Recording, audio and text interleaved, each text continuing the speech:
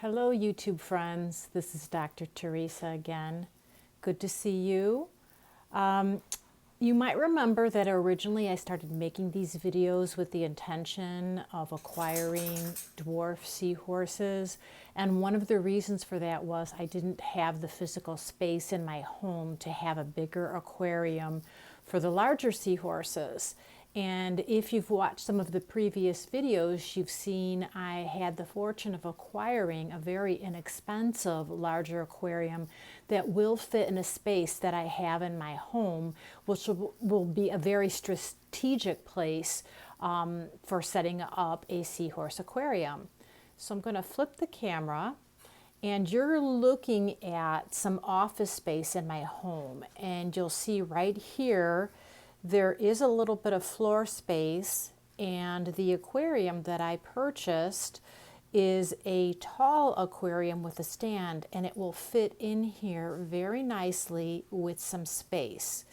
So this is one of the benefits of having that aquarium I was able to acquire and allowing me to invest in the larger seahorse species. This is a good space for a few different reasons. One, you can see it's an internal wall of my home. It's in my office here where I do spend a lot of my time, especially when I need to use the computer.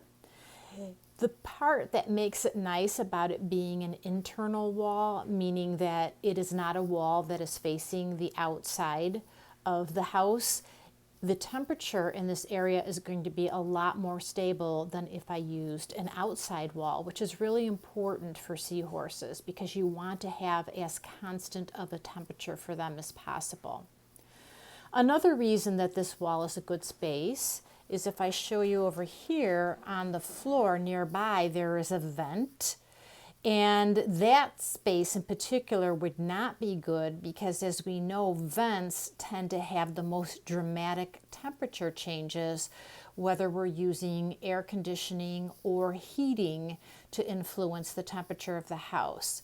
So even though there is a vent to keep the room temperature stable, the seahorse aquarium is not too close to the vent. Now, another advantage of having the seahorse tank where it is that it is near a window.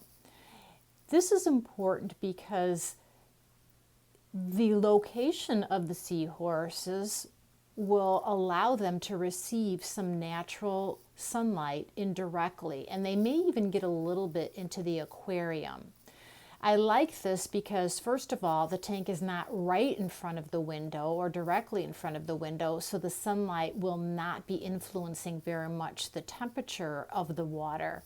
But when seahorses have young, there has been evidence to show that natural sunlight, being able to get into an aquarium, helps the fry survive better at higher rates. So that's very appealing to me in that way. So here's my desk area. Again, here is the wall. Taking a look at some other things that I wanted to talk about here. I'm looking at my little list here.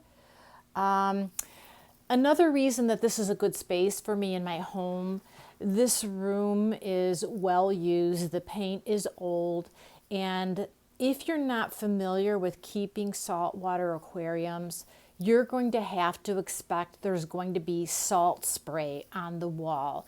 Now, I might be putting up some protective covers on the wall to prevent that from getting too bad, but if I do get some salt spray on the wall, I'm really not that worried about it. I'm more concerned about it getting onto the desk area here, so I might take a look at what I can do about that.